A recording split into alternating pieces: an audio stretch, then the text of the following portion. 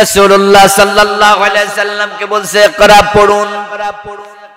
আল্লাহর হাবিব জবাব দিলেন মা আনা বিকারি, আমি পড়তে জানি না। বুকের সাথে জড়ায়া ধরলেন তিনবার এমন করে, তারপরে ইকরা বিসমি রাব্বিকাল্লাযী খালাক সূরা আলাকের প্রথম 5 আয়াত নাজিল করলেন রাসূলের কলবে। নবী মুহাম্মদের কাছে এবার কোরআন আসা শুরু।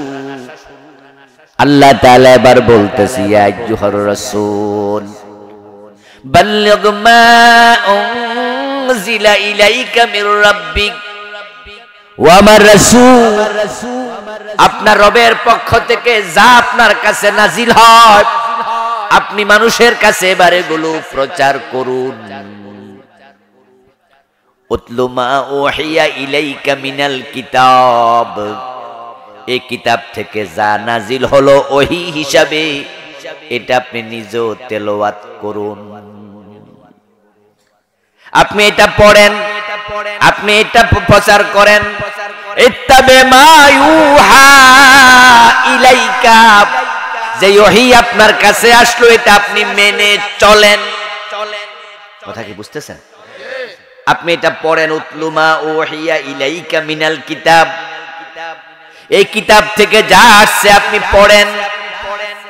বাল্লিগ মা উনজিলা ইলাইকা মির রাব্বিকা, আপনার রবের পক্ষ থেকে যে কিতাব আসলো ওহী আসলো এটা মানুষের কাছে প্রচার করেন, পৌঁছায়া দেন। ইত্তাবি মা ইউহা ইলাইকা, যে ওহী আপনার কাছে আসলো সেটা আপনি নিজে বাস্তব জীবনে মেনেও চলেন। আমার রাসূল ওহী পেলেন, এটা মানলেন, মানুষের কাছে প্রচার করলেন। এবার আমার আল্লাহ বলে ওয়াজাদাকা দাল্লান ফাহাদা, আপনি জানতেন না হেদায়েতের পথ কোনটা, এই কিতাবের মাধ্যমে আল্লাহ আপনাকে হেদায়েতের পথ দেখায়া দিলেন। সুবহানাল্লাহ।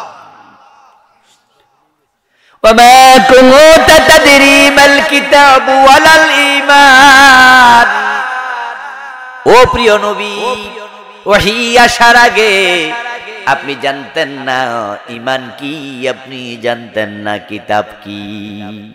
আমি আপনাকে ওহীর মাধ্যমে ঈমান দিলাম, এই কিতাবের মাধ্যমে আমি আপনাকে হেদায়েতের পথ দেখালাম। এবার আপনারাই বলুন তো, প্রিয় নবীকে যদি আল্লাহ কোরআনের মাধ্যমে হেদায়েতের পথ দেখায়, হেদায়েত পেতে চাইলে কোরআনের কাছে আমাদের যাওয়া দরকার আছে না নাই? কিন্তু আমাদের দেশের লোকেরা এই কোরআনের কাছে খুবই কম যায়। আপনি অবাক হবেন যে 40 বছর নামাজ পড়ছে, দাড়ি সব পাইকা গেছে, বুড়া মানুষ 60 বছর 50 বছর 70 বছর বয়স, এখনো সূরা ফাতিহাটাই বিশুদ্ধ পারে না। আজকের মাঠেও আছে। আমরা যদি চারদিকে বেড়া দিয়া সুন্দর কইরা ঘর বন্ধ কইরা এখানে সবাইয়ের ভিতরে ঢুকাই একটা দরজা খুলি আর সবাইরে বলি যে সূরা ফাতিহা বিশুদ্ধ শুনে শুনে বাইর হবেন, আর হুজুর যদি কাগজ কলম লই বইয়ে, তাহলে আজকের মাহফিলে এখানে অনেককে পাবেন যাদের সূরা ফাতিহা 100% বিশুদ্ধ নাই। এবার বলুন তো, সূরা ফাতিহা ছাড়া কি নামাজ হয়? আমরা সূরা ফাতিহা নামাজে পড়ি কিনা? জীবনে আছে সূরা কতবার পড়ছেন কোন হিসাব টিসাব দিতে পারবেন না। যেই সূরা এত পরিচিত, এত পড়লেন, এইটাই শুদ্ধ পারেন না। এবার অন্যটির খবর কি? এজন্যই বাংলাদেশের মানুষ জান্নাতের পথ অনেকে খুঁজে পায় না, উল্টা পাল্টা চলছে। কিন্তু মনে মনে মন কলা খায়। বাংলায় প্রবাদ আছে, পাগলের সুখ মনে মনে। যারা ভণ্ড পীরের মুরিদ, হেরাও কিন্তু জান্নাতে যাওয়ার স্বপ্ন দেখে, দেখে না? হেরাও কয় যে আমাদের পীর সাহেব হুজুর কইছে আমারে সারা বেহেশতে যাবে। বরং হেরা আমরারে খোঁচা মারে, কই যে মিয়া তোমাদের তো ফিরটিন নাই, মুরিদ নাই, যার ফির নাই তার ফির শয়তান। নাউজুবিল্লাহ পড়েন। তা আমরা শয়তানের সাথে দিয়া হেরা নিজেরা আল্লাহর ওলির সাথে আছে। হে আল্লাহর ওলি নিজেই পর্দা করে না, হে আল্লাহর ওলি ঢোল বাজায়, হে আল্লাহর ওলি বেরিয়াত মুরিদ করে প্রকাশ্যে, হে আল্লাহর ওলি পায়ে সেজদা নেয়, হে আল্লাহর ওলি অন্য মহিলার গায়ে হাত দিত দ্বিধা করে না। আর আমরারও শয়তানের দলে দিয়া এই বেটা ওই পীর সাহেব ব্যস্ত বসে রয়েছে, ওই যে পাগলের সুখ মনে মনে, কান্দে দোতরা লইয়া, লম্বা ঝারকা চুল রাখছে, দাড়ি কামাইয়া বড় মোস। ও বেটাও গান গায়, আছেন আমার মুক্তার, আছেন আমার ব্যারিস্টার, শেষ বিচারের হাইকোর্টেতে তিনি আমায় করবে। হিসাব দেখছেন, টেনশন নাই, আমি পাপী, তিনি জামিনদার। উনিও টেনশন নাই, কোনো চিন্তা নাই, জান্নাত নিশ্চিত। উনার পীর সাহেব কইছে নেব। হেদায়েতের জন্য কোরআনের কাছে আসেনি, কোরআন পড়েনি, কোরআন ধরেনি, কোরআন বুঝেনি। এই কারণে মানুষগুলো হেদায়েত থেকে বঞ্চিত হয়ে গেছে। জান্নাত কিসে পাওয়া যায়, কোনটা জান্নাতের রাস্তা, এটা চিনতে হলে কোরআনের কাছে আসতেই হবে। কোরআনের কাছে আসার আগে হযরত ওমর জান্নাতের পথে ছিলেন না, বরং হযরত ওমর তো তলোয়ার হাতে নিয়ে প্রিয় নবীর কল্লা কাটার জন্য রওনা দিছিল, শুনছেন না? কিন্তু কোরআনের কাছে ওমর যখন গেলেন, কোরআন ওমর রে জান্নাতের পথ দেখাইয়া দিছে। قال رسول الله صلى الله عليه وسلم ومن ابتغى الهدى في غيره يضله الله। নবীজি মুহাম্মদ বলেন, যে ব্যক্তি কোরআন বাদ দিয়া হেদায়েতের জন্য অন্য কোথাও যায়, আল্লাহ নিজে তাকে পথভ্রষ্ট করে দেয়। হেদায়েতের জন্য কোরআনের কাছে না যাইয়া অন্য দিকে গেলে আল্লাহ রেগে যায়, রেগে যায়। আল্লাহ বলে, আমি হেদায়েতের জন্য কোরআনটা পাঠাইছি, আমার নবীজি এই কোরআন তোদের কাছে পৌঁছানোর জন্য কত পাথরের আঘাত সহ্য করেছে। আমার রাসূল সাল্লাল্লাহু আলাইহি ওয়াসাল্লাম কোরআনের কথা বলার আগে মক্কার লোকেরা আমার রাসূলকে কোনোদিন একটা গালি দেয় নাই, কিন্তু যেই মাত্র কোরআনের কথা বলা শুরু করলেন, তখন আপন চাচা আবু লাহাব পাথর মারছে। আমার রাসূলকে মক্কার লোকেরা আলামিন বলতো, as-সাদিক বলতো। তারা কোলে নিয়ে নাচতো, কান্দে তুলে নাচতো, কপালে চুমু খেত, আদর করত, ভালোবাসতো। কিন্তু যখনই কোরআনের দাওয়াত দিতে শুরু করলেন, তারা পাগল বলছে, গণক বলছে, কবি বলছে, রাসূলকে তারা জাদুকর বলেছে। শিবে আবি তালেব নামক জেলখানায় 3টা বছর বন্দী করে রাখছে, খাবার পানীয় পর্যন্ত দেয় নাই। তায়েফের ময়দানে এত পাথর মেরেছে, নবীজির গায়ে একটা পশমের জায়গা বাকি ছিল না যেখানে রক্ত লাগে নাই। আমার রাসূল সাল্লাল্লাহু আলাইহি ওয়াসাল্লাম এই সব নির্যাতন সহ্য করে কোরআনটা মানুষের কাছে পৌঁছায়া গেছে। ওই কোরআনটা আল্লাহ বলে, ইন্না নাহনু নাযালনা যিকরা ওয়া ইন্না লাহু লাহাফিজুন। এ কোরআন আমি নাজিল করেছি, এ কোরআনকে আমি বিকৃতির হাত থেকে হেফাজত করার দায়িত্ব আমি আল্লাহ নিয়েছি। তাওরাত নাজিল হওয়ার কিছুদিন পরে বিকৃত হয়ে গেল, ইনজিল নাজিল হওয়ার কিছুদিন পরে বিকৃত হয়ে গেল, জাবুরের কপি তো পৃথিবীতে নাই বললেই চলে। কিন্তু 1400 বছর, 1450 বছর আগে কোরআন আসছে, একটা হরফ এখনো বিকৃত হয় নাই, একটা নোক্তার হেরফের হয় নাই, একটা জের জবরের হেরফের হয় নাই। ওই কোরআনটাকে অবিকৃত অবস্থা আল্লাহ বলে আমি রেখে দিলাম। তোদের এলাকায়, তোদের মসজিদে, তোদের বাড়িতে কোরআন আছে, কিন্তু তোরা হেদায়েতের জন্য কোরআনের কাছে যাস না। তোরা অন্য জায়গায় কেন গেলি? তাই আল্লাহ রেগে তাকে পথহারা করে দিছে। কোরআন বাদ দিয়া অন্যদিকে গেলে আল্লাহ রাগ করে পথহারা করে দেয়। এবং এই পথহারা হওয়ার সুস্পষ্ট উদাহরণ আমার সামনে আছে। এমন লোককে আপনারা চিনবেন, আমিও চিনি, জানি। আপনি বলবেন যে এই মিয়া, তোমার ফির তো পর্দা করে না, তুমি ফিরের কাছে মুরিদ হইছ, কোরআনে পর্দার কথা আসেনি। সেও বলবে আছে, তো তোমার ফির তো পর্দা করে না। তখন উত্তর দেবে, আমনের চোখ আর হুজুরের চোখ এক না। দেখেন আল্লাহ তাআলা তাকে কিভাবে পথহারা করছে। সে উল্টা পাল্টা যুক্তি দিয়া বুঝায় ওর হুজুরের পর্দা দরকার নাই। ও দোস্ত, আপনি বলতেছেন পীরের পায়ে সিজদা দিলে শিরক হয়, ঈমান চলে যায়, শিরক হয়। আর ওই পীরের মুরিদ বলতেছে না, এটা সিজদায়ে তাজিমি।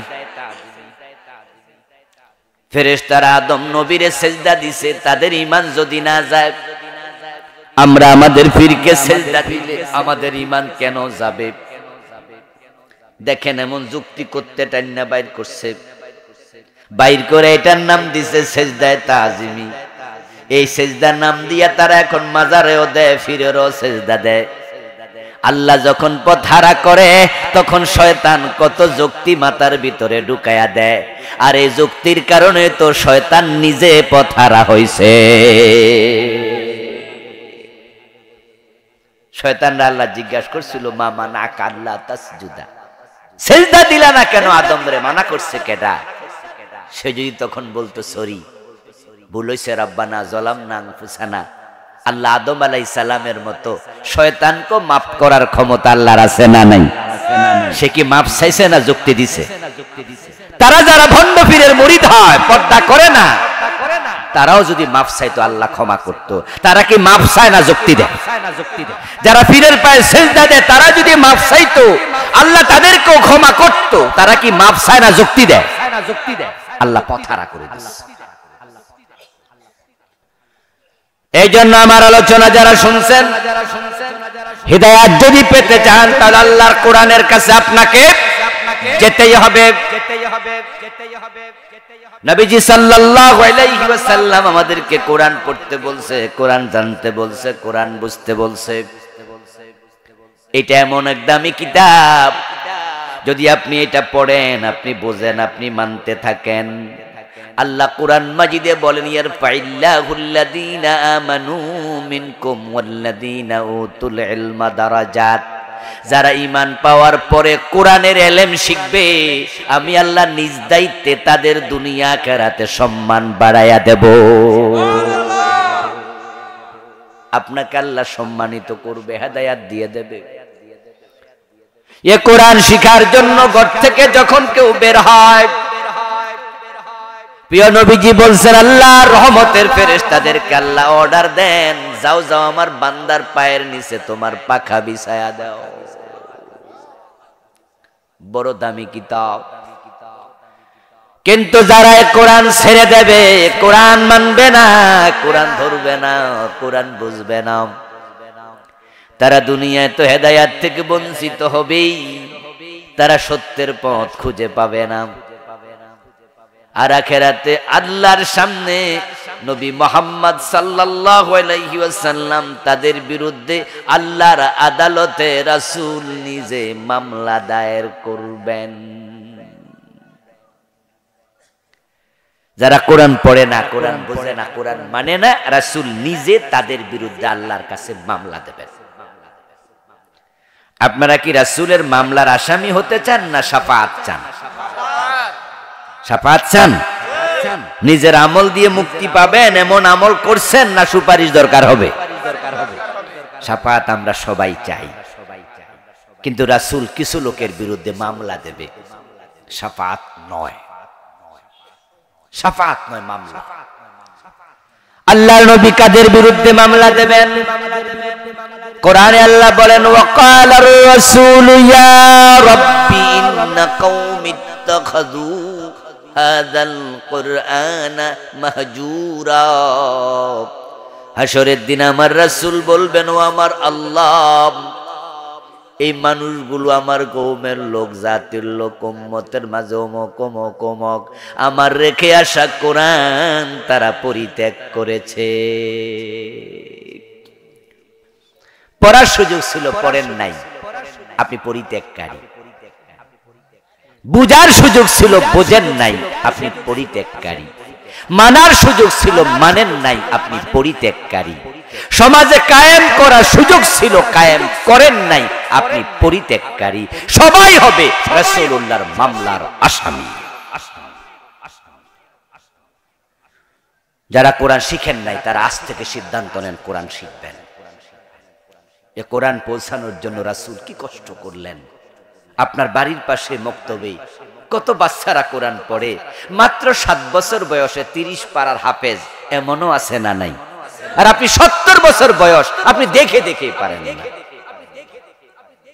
দুটা চোখ নাই, জন্মান্ধ, মায়ের পেট থেকে অন্ধ, দুনিয়ার আলোটা কেমন তা কোনোদিন দেখে নাই, এমন জন্মান্ধ 30 পারার হাফেজ এমন বাংলাদেশে নাই।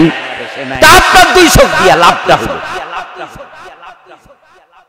চোখ কেন দিছে? জি বাংলা চাওয়ার লাগে, স্টার জলসা চাওয়ার লাগে।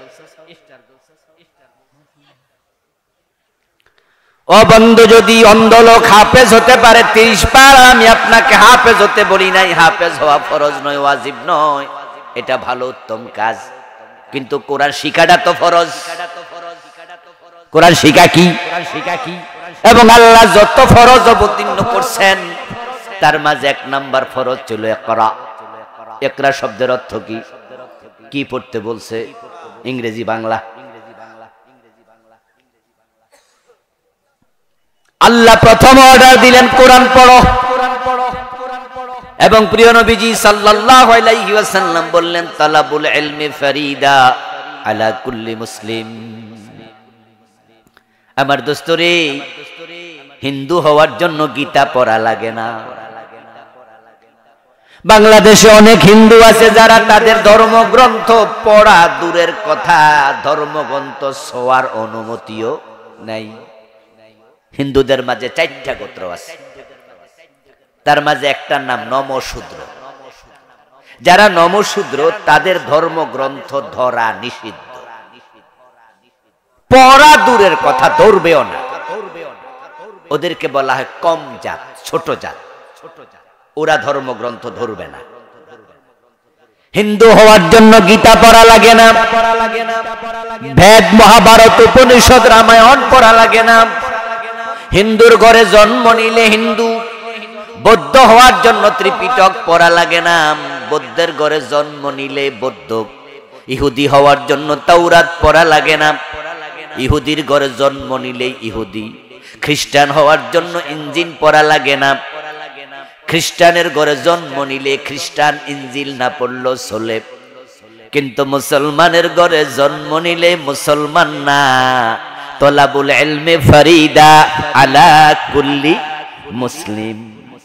মুসলমান হতে চাইলে, থাকতে চাইলে তোমাকে আল্লাহর কোরআনের ইলম শিখতেই হবে। আরে কোরআন না মানলে, নবী না মানলে, আল্লাহ না মানলে, কিতাব না মানলে নবীর ছেলেও তো মুসলমান হয় না। আর আমনে করতে হবেন, নবী নূহ আলাইহিস সালামের ছেলে কেনান মুসলমান না কাফের? নবীর ছেলেও তো কাফের। এই দেশে হাজার হাজার লাখ লাখ মুসলমান, তারা কোরআন পড়েই না, বুঝেও না। পড়লেন না, বুঝলেন না, মানলেন না, আল্লাহর নবীর মামলার আসামি হবেন আপনি। তাড়াতাড়ি সিদ্ধান্ত নেন যে কোরআন আমি পড়ব। 53 বছর ধরে যারা দেশ চালায়, এই 53 বছর একজন হিন্দু প্রধানমন্ত্রী হয় নাই, একজন বৌদ্ধ প্রেসিডেন্ট হয় নাই, ইহুদি খ্রিস্টান আইনমন্ত্রী, শিক্ষামন্ত্রী হয় নাই। এই 53-54 বছরে আমরা মুসলমানরা দেশ চালাচ্ছি, কিন্তু আল্লাহর কোরআনের একটা আইন এই দেশে কায়েম করলো না। কায়েমের সুযোগ আছে না নাই? 300 জন নির্বাচিত এমপি, 30 জন তারা সেখানে আছে মহিলা কোটার এমপি। এই যে 330 বা 350 কাছাকাছি এমপি আছে, টেকনোক্রেট মন্ত্রীরা সহ, তারা এমপির চেয়ে আরো বেশি পদমর্যাদার লোক। এই 300-350 মন্ত্রী এমপি মিল্লা যে আছে, তার মাঝে হিন্দু বৌদ্ধ সব মিলে এত 10-15 জন হবে না, বাকি 340 জন তো মুসলমান, ঠিক কিনা? ওরা চাইলে কি চোর ধরার হাত কাটার আইন সংসদে চালু করতে পারে না? আল্লাহর কোরআনে চোর ধরে হাত কাটার আইন আছে না নাই? তারা কি চালু করছে? সুযোগ তো আছে। ডাকাত ধরে শুলে দেওয়ার আইন চালু করতে পারে, করলো না। জেনা করলে 100 বেত লাগাতে হবে এমন আইন আল্লাহর কোরআনে আছে না? বিবাহিত হলে পাথর মারতে হবে হাদিসে আছে না? চালু করা যায় না? সুযোগ আছে না নাই? মানাটা করবে কি? সবাই তো মুসলমান। আমার রাসূল বলছেন, আমার মেয়ে ফাতেমা যদি চুরি করে আমি ফাতেমার হাতটাও কেটে দেব। আল্লাহর আইনের বাহিরে চলার কোন অধিকার নবী মুহাম্মাদেরও নাই। কিন্তু ওনার উম্মতেরা 53-54 বছর ধরে দেশ চালাচ্ছে, স্বাধীনতার পর থেকে 47-এর পর থেকে 71 পর্যন্ত। যখন এটা পূর্ব পাকিস্তান ছিল তখনও মুসলমানরাই চালাইছে। সে ভুট্টু, ইয়াহিয়া, ঠিক না? জিন্নাহ, এই যে ভুট্টু, ইয়াহিয়া, জিন্নাহ, এর আগে যারা দেশ চালাইছে, আইয়ুব খান, ওরা কি হিন্দু ছিল? কথা বলে না কেন ভাইয়েরা? ইহুদি খ্রিস্টান ছিল? ওরা কি কোরআনের আইন চালু করছিল? এই সবগুলো রাসূলের মামলার আসামি। আল্লাহর কোরআনের আইন চালু করার কথা বললে আপনারাও কেউ কেউ মনে মনে কন মনে হয় হুজুরের রাজনীতি করতেছে। যদি আপনি এটা মনে করেন তাহলে আল্লাহর কাছে আপনাকে জবাব দিতে হবে। কারণ আমি আল্লাহর কোরআনের আইনের কথা বলছি, আমার বাবার কথা বলি নাই, আমার দাদার কথা বলি। প্রিয় নবীজি যখন মদিনার প্রেসিডেন্ট ছিলেন 10 বছর দেশ চালাইছেন, মন মতো চালাইছেন না কোরআন মতো? তো সে কোরআন বাংলাদেশে আছে না নাই? আমরা কোরআন ধরেছি না পরিত্যাগ করেছি? যারাই পরিত্যাগ করবে রাসূল তাদের বিরুদ্ধে মামলা। এখন রাসূলের মামলা যদি আপনি আসামি হন, মামলা খান, তো রাসূল আপনার জন্য সুপারিশ করবে? উল্টা উনি তো মামলা দেবে, কিসের সুপারিশ? আর রাসূল যদি মামলা দেয়, জান্নাতের খবর কি?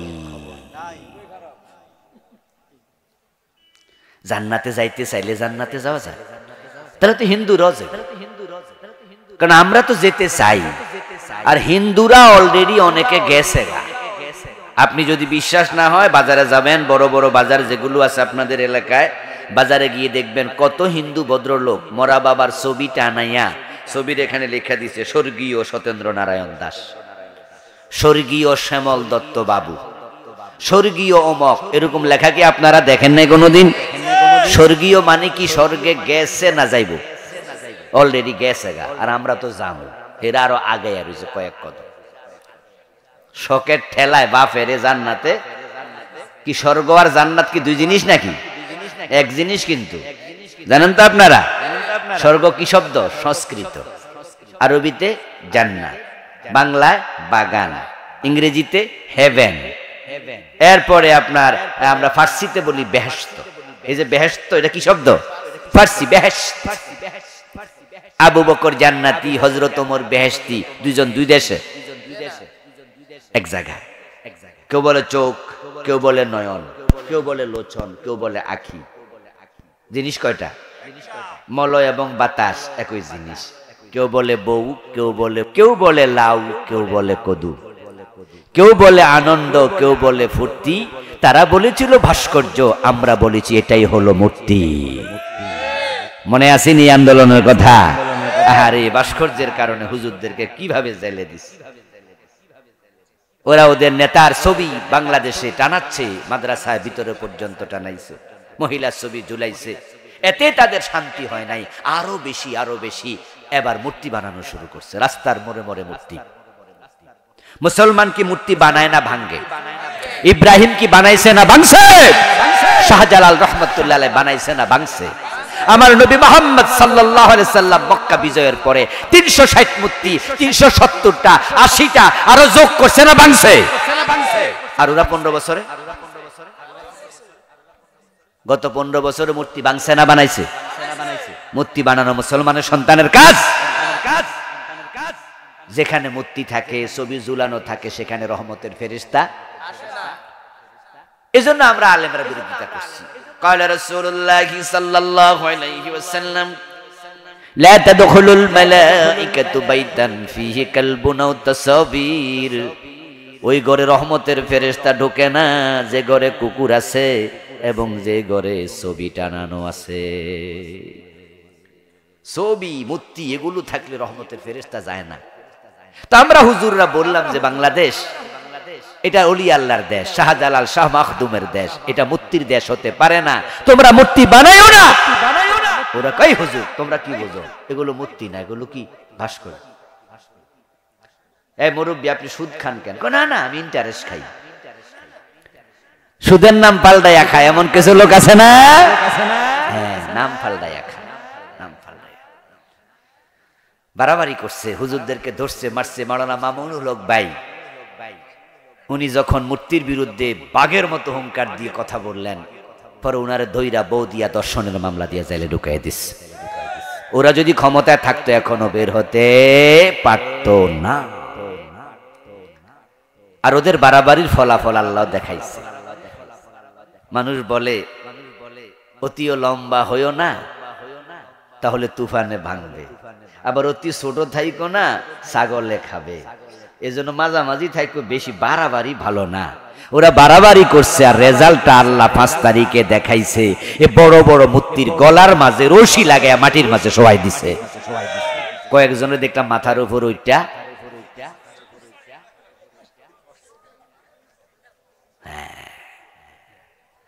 আমার বন্ধু, কোরআন যদি আপনি ছেড়ে দেন, 53 বছরে কোরআন তারা ছেড়েছে, রাষ্ট্রীয়ভাবে কায়েম করে নাই। এবার আপনারা বলুন তো, মুসলমানের দেশে প্রাইমারিতে হাই স্কুলে 100 নাম্বার কোরআন 100 নাম্বার হাদিস ঢুকানোর সুযোগ আছে না নাই? ঢুকাইছেনি? প্রাইমারিতে ক্লাস 1 এ কায়দা ঢুকায়া দাও, সুযোগ আছে না?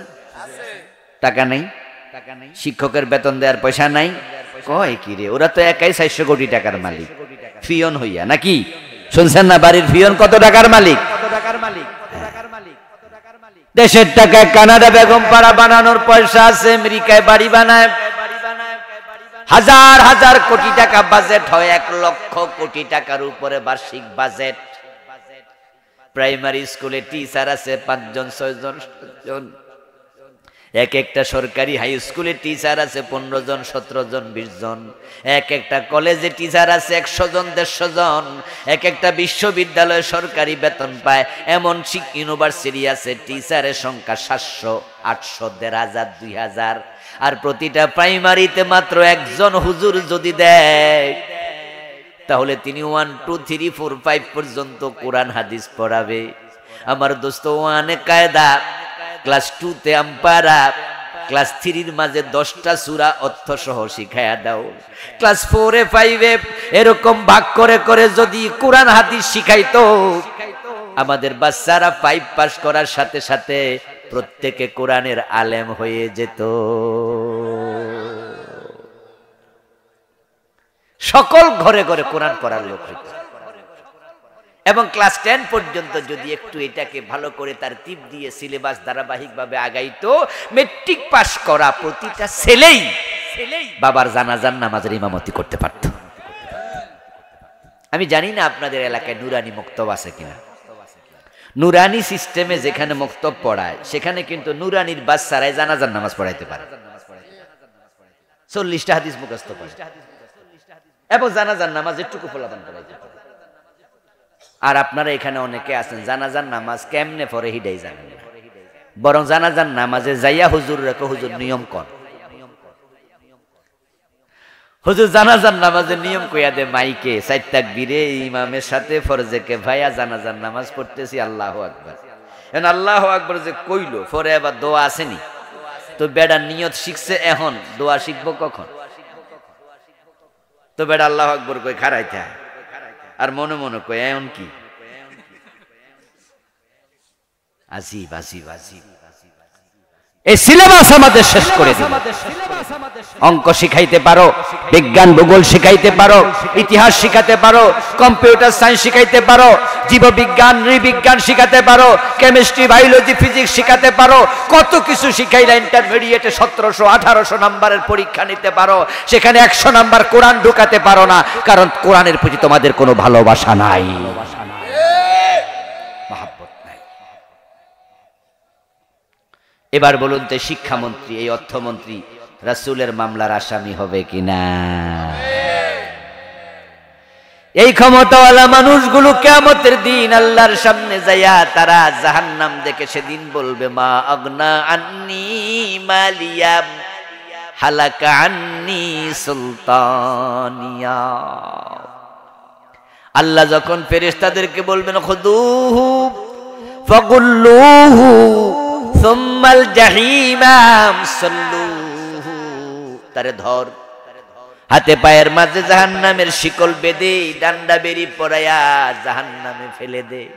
তখন লোকটা আফসোস করে বলবে, মা আগনা আন্নি মালিয়া, আমার তো অনেক টাকা পয়সা ছিল, কিন্তু দুনিয়ার সে টাকা আজকে কোনো কাজে আসলো না।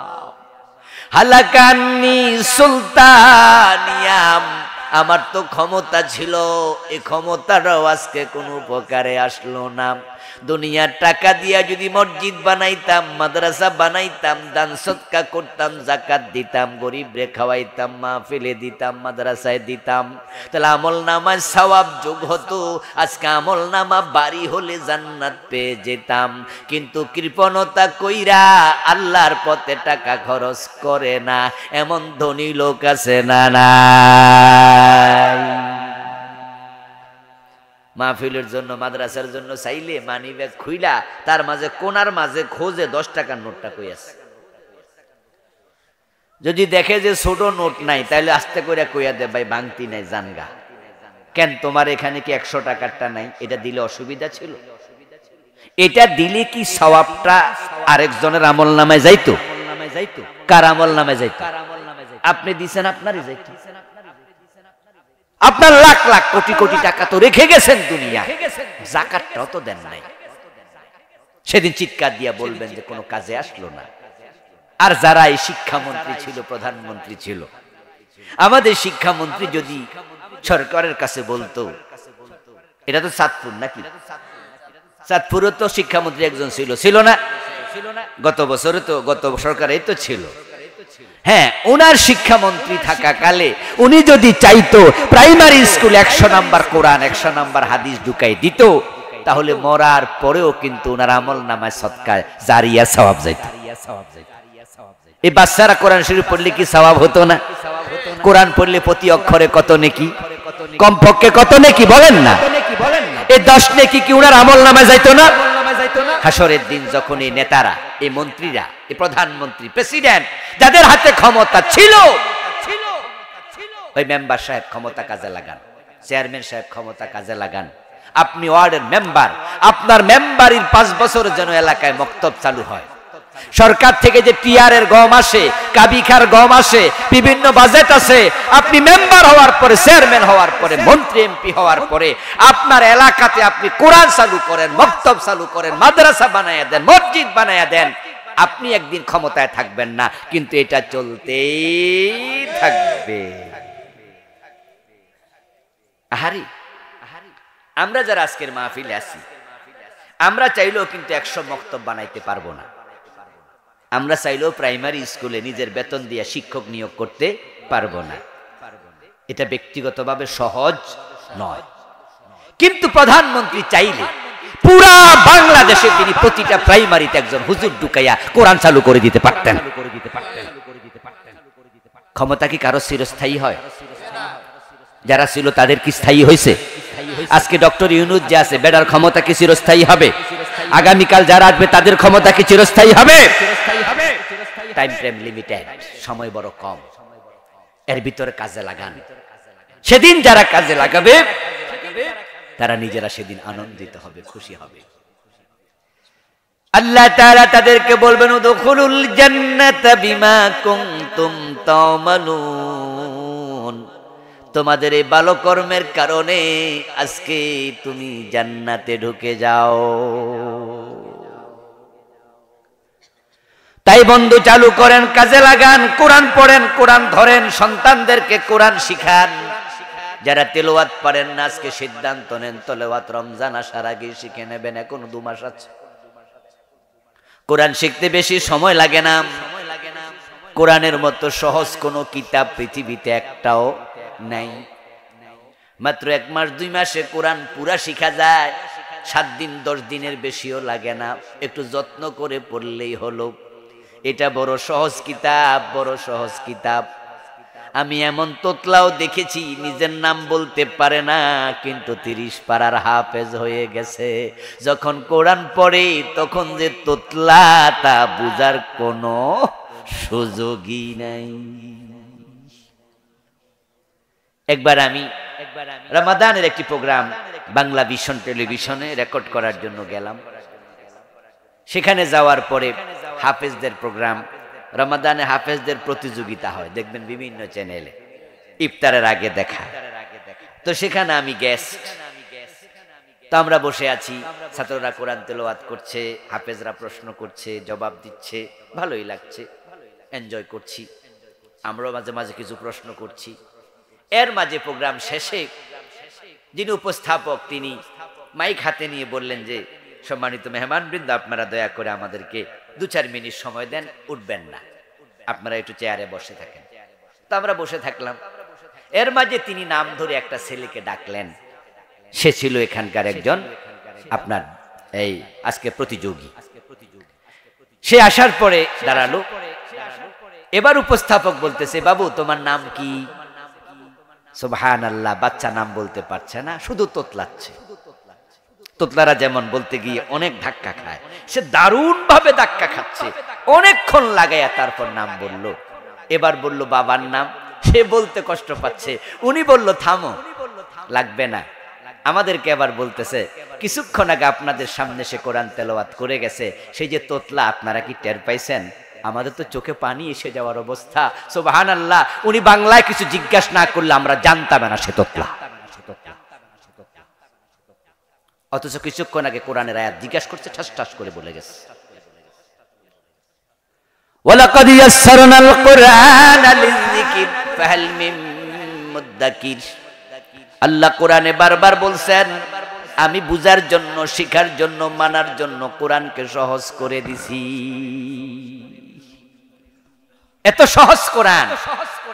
আরে ভাই, আপনারা এখানে অধিকাংশ শিক্ষিত মানুষ।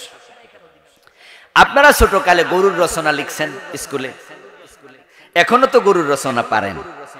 যদি আপনাকে বলা হয় একটা গরুর রচনা লিখেন, তো আপনি লিখবেন 2 পৃষ্ঠা। এবার যদি আমি আপনাকে বলি যে 2 পৃষ্ঠা মুখস্থ করেন, আপনি মুখস্থ করতে পারবেন।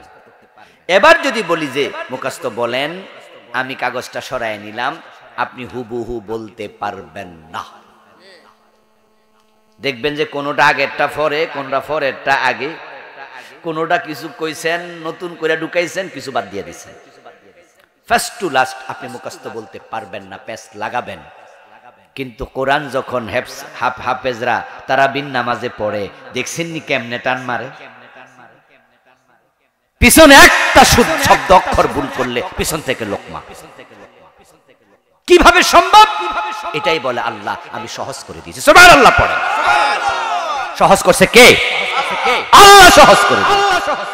আল্লাহ সহজ করে দিয়েছে। এই সহজ কিতাবটা না পড়ে আল্লাহর কাছে কেমনে যাবেন?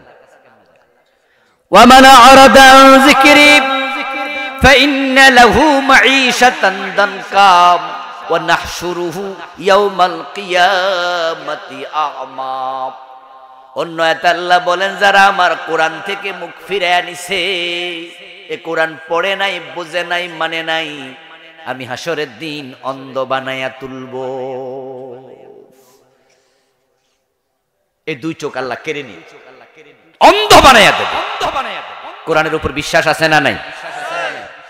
আল্লাহ কোরআনে কয় নাহশুরুহু, আমি তাকে হাসরের দিন হাসর করাবো, ইয়াউমাল কিয়ামা, কিয়ামতের দিন। আ'মা, আ'মা মানে কি? অন্ধ।